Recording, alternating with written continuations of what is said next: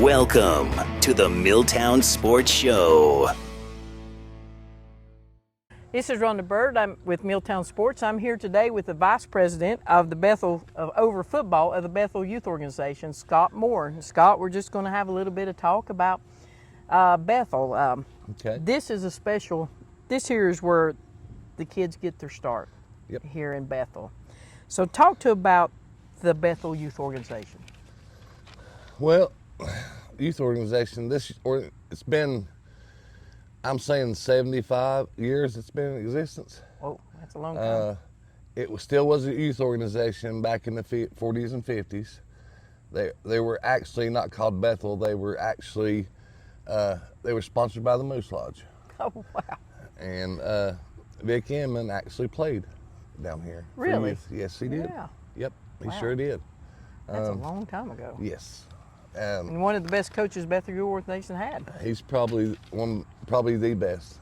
He was here 45 years. As a coach. As a coach. Started in 1979. And just retired when? I think this is going on his fifth year. He's been retired. But actually, I helped Vic for at least 15 years on the Mott's.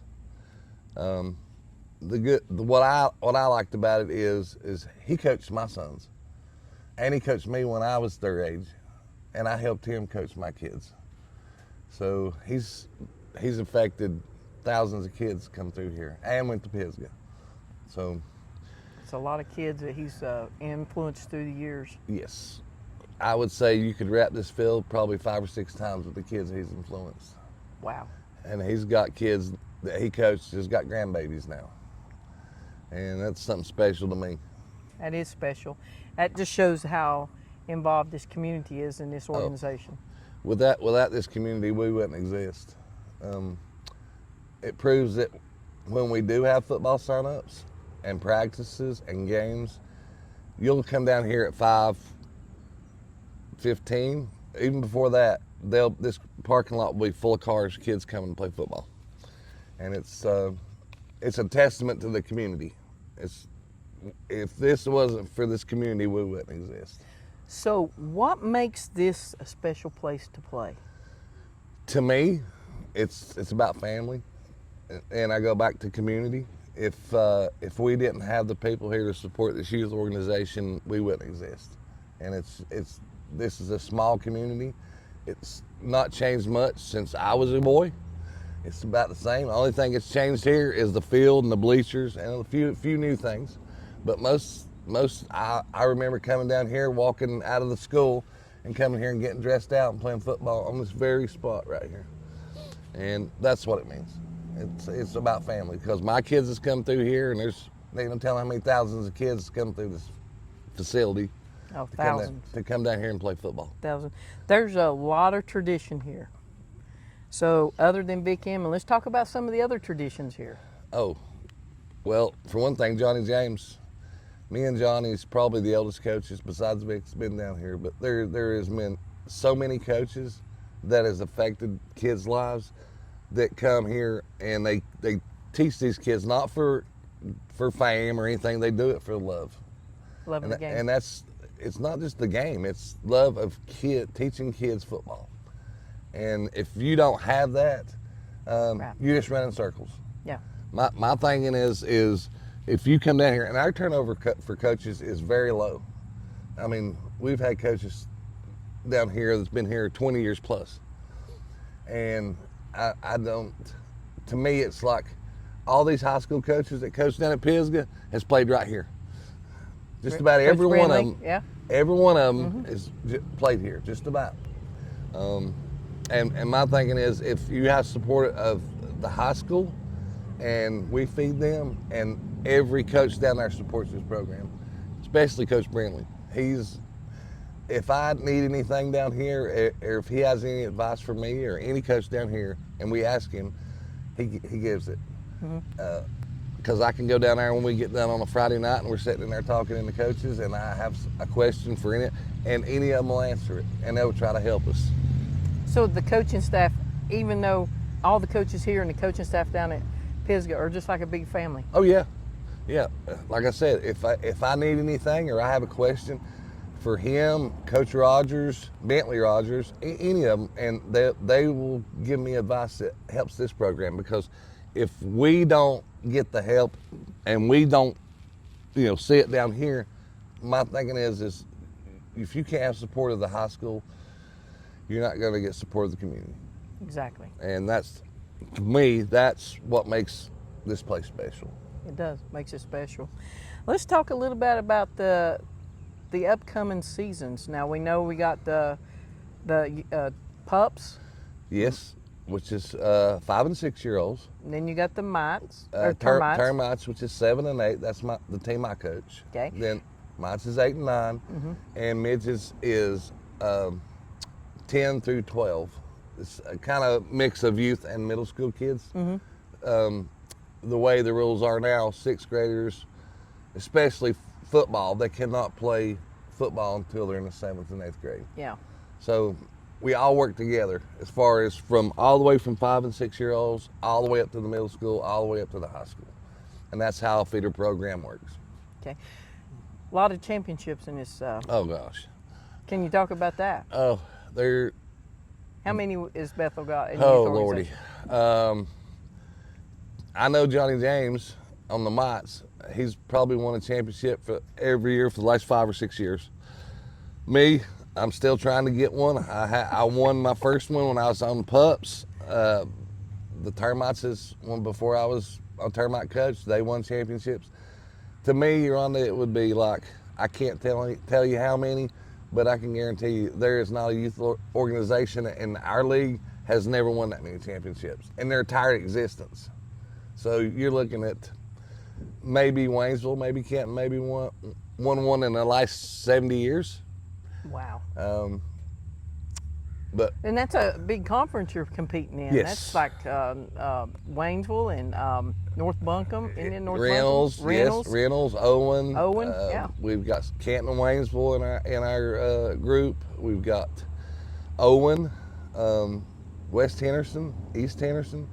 Between all those, this organization, and we keep growing. So we don't try. People wanting to come. I mean, we're going to lose a few teams every now and then, but most of the time these people is wanting to get into this league because it's competitive, and this is this is not a rec league. This is a competitive feeder system for the high schools. Right. And if you have that competitive nature, you're going to grow. Yeah. And for the last, I'd say 8-9 years, we have grown as far as the league because people's wanting to come in and be a part of it. So that's what I like about it. It makes everything, especially feeding the high schools and the middle schools, it makes everything grow. Right. So, and it's just like Inca, they used to be real low on numbers, but now they're picking their stuff up and they're feeding their kids. They're feeding their high school kids and middle school kids. Yeah, Inca's got better the last couple of years. Yes. And it's because they're Hominy Valley, which is Yep. another team we forgot to mention we play against. Yep. They're getting better and bigger. Their program's growing. Yep. And the last 3 years, Taylor Fisher, that's the president over there, he's grown his numbers, and that's what we want to see. We want to see teams have 95 to 120 kids for that league, combined with kids. Now cheerleading, they get a bunch of cheerleaders too. I'm just talking about cheerleaders. I go against any team. This eastern part of the state, how many cheerleaders we got come down here, and football players. But it's for not just for the boys, it's for the girls too. Yeah. The girls, they support the kids that playing football. Right. And that makes them just like feedership for middle school and the high school. Right. Those cheerleaders one day are going to be down there cheering on Friday nights. Exactly. And it's all around thing. We talked earlier in the season at one of the scrimmages about your sign-up date, first day of sign-up date for football, youth football, and you were overwhelmed at the number of kids. For the last, I would say, 7 years, we've had the first day of sign-ups, you're looking at 100 plus kids the first day. One year we come down here and we had, and I'm not exaggerating, from that 30-yard line all the way to concession stand the first day they were lined up to sign up for football. And to me, when you have that on the first day, and these teams are still trying to sign up, and our first game's tomorrow. Yeah. Our first regular season, and you still got teams trying to get kids to come in. when we sign up that first You day, have to cut kids. we have a cutoff, but like I said, I have 40 uniforms per team, and I fill those. If we don't get 40 after that, then we start getting a waiting list. I don't cut people. We have a waiting list in case somebody falls out. Right. Or gets hurt. Or gets hurt, Yeah. or can't. They don't like it. They don't. They try it and they don't like it. Okay. So we have a waiting list. We never try to. I never cut it. I always accept any kid. If I can fill it and I can dress them out, I'm gonna take them. And people say, well, how can you have that many kids on a team? It's not the kids, how many kids you got on a team. It's how well you teach them for them to move up. Like this year, I think I got 14 second-year termites. The rest of them are first year. Even though they've come up from the pups, they ain't no telling how many, probably 10 kids that this is the first year ever playing football, but they come out. We had 7-on-7 and they liked it, so they come and try it. So those 10 first-year kids, you're gonna get probably 8 to 9 that will come back the next year. And they will be set. That's how it works. Yeah. So it's... So you're not a numbers issue problem here like it is in other schools. No. Other programs. No. We have never had that problem. As long as I can remember, because, well, I can tell you one year when I was helping Vic, that year we had 14 kids, but that group that come up together, they didn't have that many kids come out. So this is like, when I started this, I was my first year coaching pups. We had Lane Henson, Cody was helping me. They didn't have rules that year. We just let them run around. And after that, we had COVID, and we skipped a year because they canceled the season. After that, our numbers have grown like way up. So the kids that I coached, the first year I coached pups, is now in the middle school. And the numbers keep growing because our midgets have doubled their numbers from last year. Our middle schools, it's because of the way we do the numbers. The way you coach and do the numbers. The way we coach and the way we get our numbers, and it feeds everybody. And it takes a while. It does. It takes a while, but now it's showing. Now you got your first game tomorrow against TC Robertson. Yes, ma'am. At TC Robertson. Yep. Okay, so everybody needs to come out and support you. Yes. How does it look so far this season? I know you've had a couple of scrimmages already. Yep. But talk about the team so far. Every team that we have, we will be competitive, and it's a growing experience. Just like each team has got new kids. So the team I had last year, that was my second year termites, they will be first year mites. But these teams that we have will be competitive, and I look for us to be in the championship this year. Now Everybody. We had two teams last year in the Super Bowl, right? Yes, we did. We had our mite team and our midget team. I got beat in the division championship against Reynolds, and so did the pups. But this is not just one time. Right. It's been that division championship for the last 10 years. So these kids strive for what they call the Super Bowl in the youth league. Yes, that's their goal, and I don't make predictions like that. But what I do is ask my kids the very first practice we have, what is your goal? What are your goals? And every one of them say it's want to be in the Super Bowl. And most of the times, if we don't have all of them, we have at least 2 or 3 teams there. One year we come down here and we had, matter of fact, the year that I won the Super Bowl, we had 4 teams in the Super Bowl playing right here. Now, where's the Super Bowl being played at this year? It will be played at Inca High School. Inca? Okay. Yes, so every year everybody gets an event, they get a pick. We'll have a first round playoff here, but the Super Bowl switches every year from east to west. Right. So this year we'll be back in the west, and it'll be at Inca High School. Well, good. Let's talk about the upgrades to the field and everything for the youth program. How important was that for the youth program to get the upgrade to the field, the new concession stand, everything? To me, it made a big difference, because for me personally, I used to do the painting and everything. So I would paint. I ain't no telling how many times I painted this field by myself, and had help in the mowing and stuff. The turf has made it so much easier, and we can practice if it's raining. We don't have to worry about mud holes or the middle of the field getting wore out. This is, to me, a lot of people don't like the turf. To me, it makes things a lot easier for the program, so they don't have to keep it up as much. The maintenance part. The maintenance part. And the new facilities here, like the field house. We're actually getting a new field house. I don't know if you've heard the news. No, I hadn't. But we're at Mr. Pless has got us some money, and they're going to build us a new field house. We got the new concession stand. Hopefully, we're going to get some more bleachers on the visitor side, make it bigger. Mm-hmm. So if something was to happen down there, the high school actually played here. Yeah. But to me, it's like this community deserves it. Mm-hmm. It deserves. On Fridays and Saturdays, if you got a high school team playing there, they deserve a place to play. And right now, they can play on this field. Mm-hmm. The capacity, they have to adjust on that.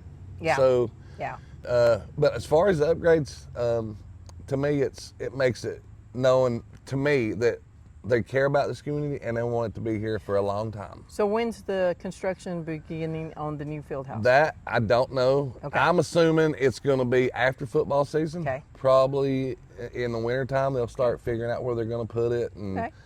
And to me, it's like I said, they're investing money into this place. Mm-hmm. So that means you got something good going on here. And that means this school and all these facilities is going to be here for a long, long time. It's not going to be tore down or they're not going to move it. To me, it's. And you brought up about Pisgah playing up here after Hurricane Helene, which was the third time our field had been washed away down at Pisgah. Yep. They had to play their games up here. Like years before when we had Floyd and Ivan in 2004, we had to end up playing at Western Carolina. Yep. And then we had to flood again, and we ended up playing all our games away. Yep. Actually, my son was in that part class. Of that team. He was in 2021. Mm-hmm. They were actually practicing down there when it hit, and the flood come through so fast that they lost just about everything they had down there. Yeah. They didn't have time. I mean, they didn't get nothing out of there, just about. My son played, and his senior year, most of our games were played at Irwin High School. Yeah. They did play one game at Inca, and we did have playoff games at Tuscola. To me, that even though we would have had it here, and I know they tried to get the Pisgah Tuscola ball game here when, and we got some throwback from that because they didn't afraid people. And to be honest with you, it would have been a madhouse. It would have been parking, everything. Yeah. So to me, it makes. And Heidi Morgan, she tried to get it down here. We tried to work it, but it just the way this is, there's no capacity. Yeah, there's no capacity for, like when it's played at Pisgah, there's close to 15,000 people there. I mean, it's really ridiculous. And when the floods hit, there was no hesitation.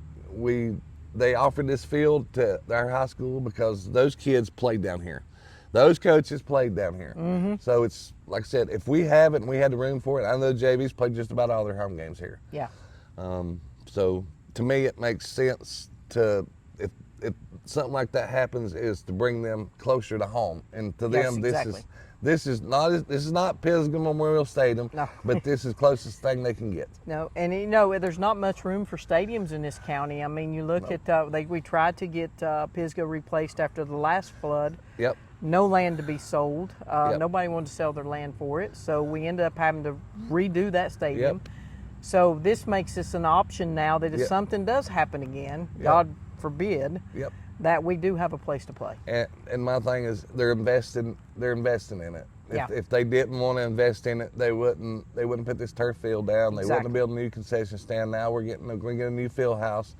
To me, the bigger you make this place, the better, because I can tell you on a Saturday, if we're playing down here, I guarantee you there's at least 2,000 people. These stands are full on Saturday. Yeah. I mean, even on the home side, you don't even have room. I've been here. I mean, you have to wait till one game's over to find a seat, and hopefully they don't come back. Exactly, and that's where the capacity comes in. To me, it's if you're gonna make this, invest in this place, you need to make the bleachers bigger. Exactly, and a new press box. And a new press box, because I don't know if you noticed, the press box is not on the 50. No, it's not. So when they built this field, they had to move it back that way, I think 10 or 15 feet. Mm-hmm. So it took the 50 and moved it here, and the 45 is right directly. But that's if you go up there and look, you can see it. Yeah. So that's what happened here. They had to move it down because the space that they allowed it didn't take it, but they moved the field back down that way. Well, it ended up being beautiful. Oh. You know, and every year you improve these facilities, it gets prettier and prettier. And the mountains. I mean, you're surrounded by mountains. You can't ask for a better scenery. And you come down here on Saturday, and when I pull in to help set up, or we're setting up at 11, 12, 1 o'clock, there's people coming in here trying to put their seats in. Oh, yeah. They're getting their parking spaces. Yeah. To me, and I've seen some people do tailgate. Oh, yeah. And that's my goal as far as being a vice president, and make sure we want to do it kind of like the high school does. Yeah, have the tailgate area. Have the tailgate, people come in and sit here, and then when game time comes, because when we start in the evenings, we start at 4 o'clock, and usually we're not done till 10:30 here. At night. Mm-hmm. And it makes a atmosphere, so, like a high school. Mm-hmm. Yep. Yeah, So, exactly. Well, Scott, it's been a pleasure for you to come and talk to us about the Bethel Youth Organization upcoming football season. Yep. I guess I'll be getting in touch with somebody when basketball season starts, and we'll be doing the same thing, unless you're involved in that. Well, actually, on the board, we actually are together with the basketball. Okay. So we have the same board. We have a president for basketball and a vice president for basketball. So Okay. we're together. Okay. We don't just separate when football season's over. We all work together, and it takes a team to make this work. It does. It's a team thing. To me, it's like, when we're gone, this place will always keep going. It'll always keep because going. we have good people on the board, and we have people that want to invest in this program. So what do you say, 75 years is still kicking? Oh yeah. So, I mean, if it's been here 75 years, y'all doing something pretty good. Well, here. I can tell you right now, the demon heads we put on that, those demon heads have been here since the 70s, because I wore it when I played, and that was in 1979 when I started playing football here. Wow. And that demon head's been here since then, and it'll keep being on that helmet. It'll keep being here. It'll for a keep while. being on that helmet as long as I'm here, and as long as, like I said, when we're gone, it'll still keep going. But you're gonna see that same helmet on these kids for 50, 60 more years. And that's what it's all about. Exactly. That's It's what all about the kids. It's all about the kids. And that's why we do this Milltown Sports, folks. It's all about the kids. It's all about the coaches. Yep. The coaches volunteer their time, guys, for all these kids and try to coach them. But you know what? It's all about the kids in the end. In the end, that's what it's all about. Come out Saturday, support the Bethel Blue Demons at TC Robinson for their first season openers. Scott, it's been a pleasure. Thank you. Thank Game you. start at 10 o'clock.